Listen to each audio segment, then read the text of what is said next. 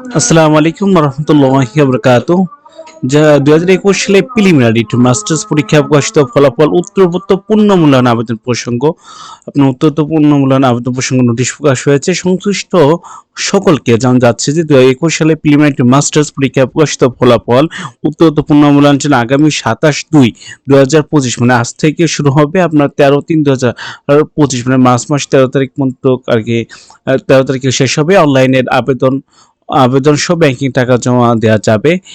Pay slip জমা দেন তথ্যগুলি আর কি জাতীয় বিশ্ববিদ্যালয় ওয়েবসাইটে আপনি যাবেন এবং সিকিউরিটি এগুলো ইত্যাদি ইত্যাদি আপনি এগুলো লিখবেন।